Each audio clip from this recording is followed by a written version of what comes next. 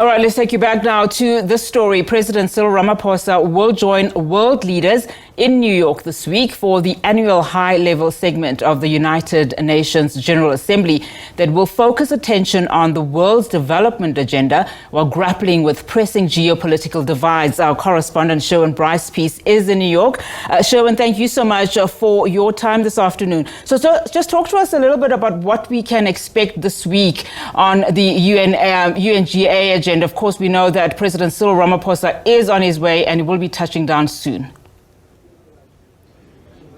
Yeah, our location, Unati, right outside the location where the President and his delegation will be staying here in Manhattan. He hasn't landed yet. That is expected to happen in about 2.5 hours from now. But as the UN Secretary-General Antonio Guterres has framed this gathering, he calls it a one-of-a-kind kind of gathering, and his Deputy Secretary-General Amina Mohammed describes it as the public town hall, unlike any other summit, right? We've come out of BRICS, we've come out of the G20, we've just come out of the G77 plus China, but this is the most representative gathering of world leaders anywhere in the world. All 193 member states will be here, and the focus is very much on the globe's sustainable development agenda and the cross currents in terms of that financing for this development agenda, a just transition when you talk about climate change and the energy transition, in addition of course to the multipolarity we are seeing emerging around the world and what that means for the geopolitical tensions we are seeing in the world, big powers vying for influence, particularly among developing states,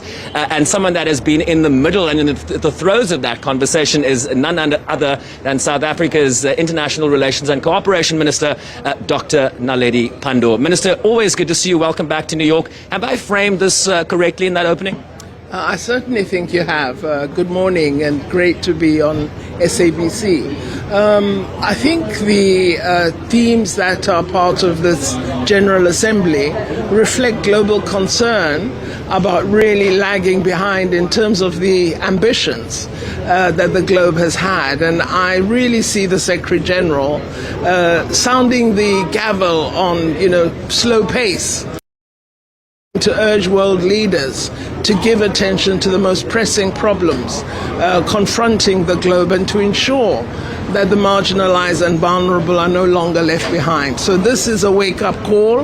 I think the Secretary General's Summit of the Future will be shaped here because it's out of decisions here, momentum here, that the future will be shaped. Yeah, you talk about the Summit of the Future. That's, of course, the big summit next year. The big one this year is the Sustainable Development Summit. Us off and very much focused, Minister, on the means of implementation. On one of the side summits is going to be on financing for development, a climate ambition summit, the issue of debt relief for developing countries. There's a statistic flying around the UN that 3.3 billion people live in countries where they spend more on health, more on debt repayments than on health and education. That's a huge problem. Financing the means of implementation is very much going to be part of the narrative here this week.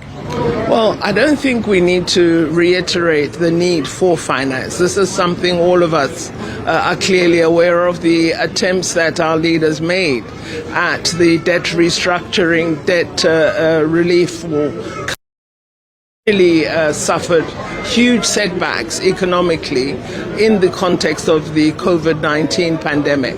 We've been calling for more resources to be made available.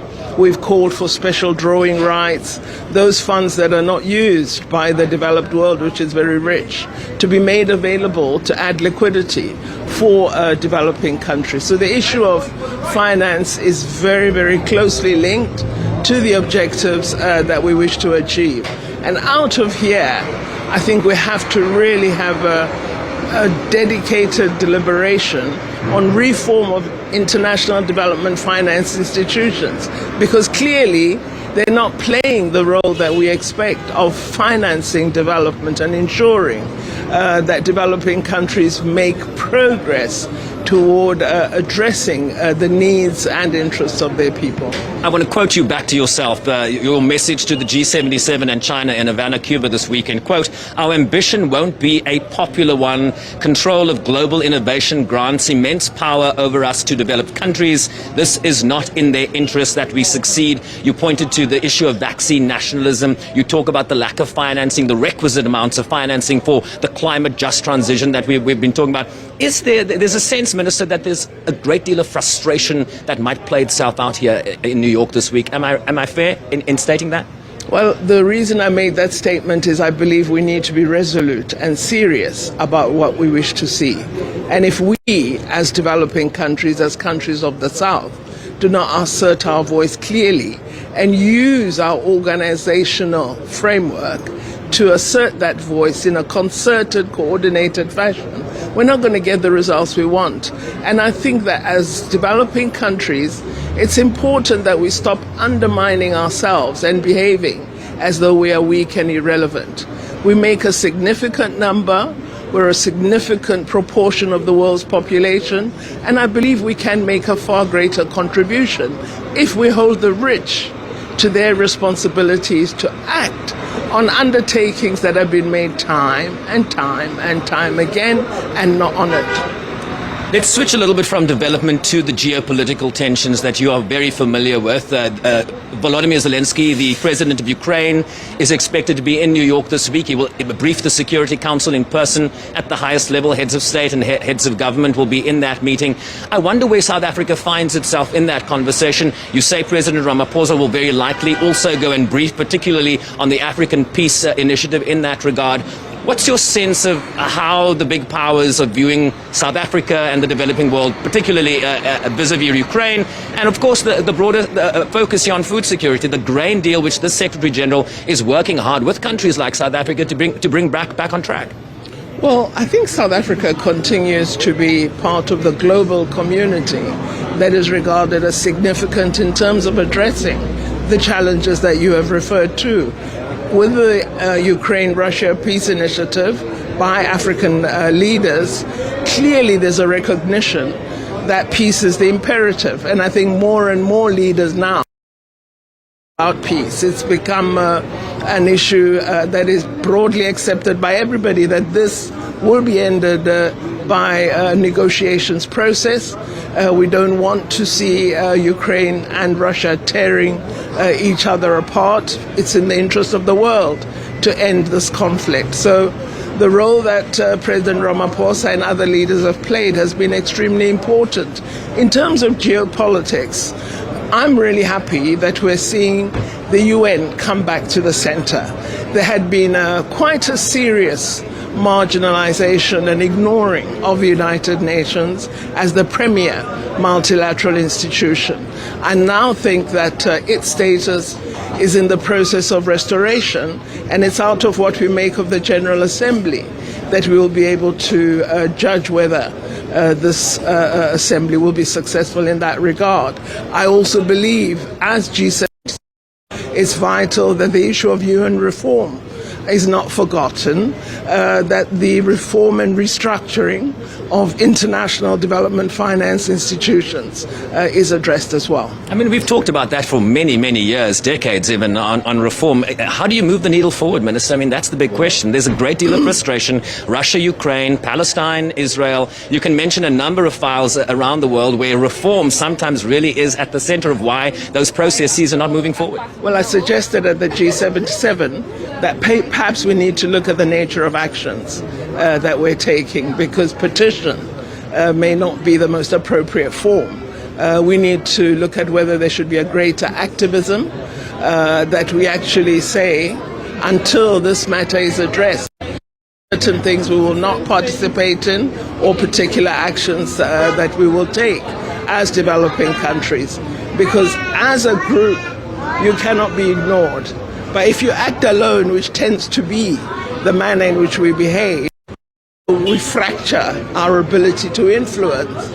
We won't get very far. So I do think that it must be beyond rhetoric. I think at the moment we make very nice sounding statements. The approaches that we have, what we seek to achieve is very progressive.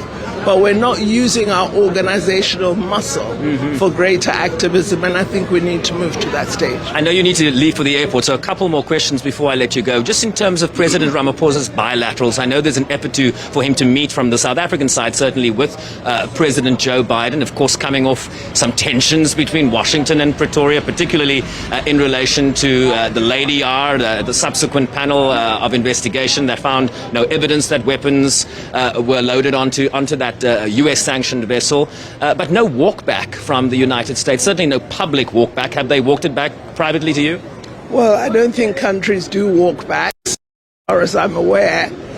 They always tried to hold the line, but we can now see, since we all know no evidence was provided of any weapons being provided by South Africa, everybody has gone silent on the issue. We thought there was marvelous intelligence available. It would be provided to Judge Mujapelo. There was none forthcoming. So we're saying we hope, even if it's a whisper, that there'll be somewhat of a, yes, maybe we got it wrong. And it certainly looks like the AGOA Forum is going to go ahead in South Africa in November. That's certainly what the US ambassador said. So you're right. We're talking about different things now. Final question for you. On the national front, the president will also engage with a business roundtable on Monday evening, hosted by the US Chamber of Commerce, co-hosted by the South Africa's Department of Trade, Industry and Competition. Your expectations, what's that conversation going to look like? Well, I think we want to again reiterate the South African story. We're an attractive destination for foreign direct investment. We want to assure those who are already invested in South Africa that their investments are safe, and we'd like to see more being invested in our country. Yeah, of course, we have to get economic development up to par, because growing at 0 point whatever percent is just not good enough. Not good enough for the jobs we need to create, not good enough for the enterprises that must be started, but there are huge opportunities. Just when you talk of value addition to our mineral stock, huge potential for manufacturing, for increased industrialization. So I think South Africa needs to have a positive attitude, because I don't think it's all doom and gloom. I believe there's massive opportunity in our country. We have skilled people. We have a very good financial sector. We have excellent minerals that are valuable for so many products throughout the economic value chain. And if we can make good on these positive attributes, I believe we'll see South Africa grow. And of course, we have to keep the lights on, right? We're doing so and have to improve on that one. Minister Naledi Pandor, good to see you. Off to the airport you go. I'll just do a link back to camera over here. Dr. Naledi Pandor, South Africa's International Relations and Cooperation Minister. You also call her the Chief Diplomat, off to the airport JFK to meet President Ramaphosa, whose flight should land in about 2.5 hours from now. A packed schedule here, Unati, a busy week ahead. SABC News will certainly bring you the latest. A busy week ahead indeed, Sherwin. Thank you so much for that. Sherwin Bryce-Pease coming to us live there from New York ahead of the annual high-level segment of the United Nations General Assembly.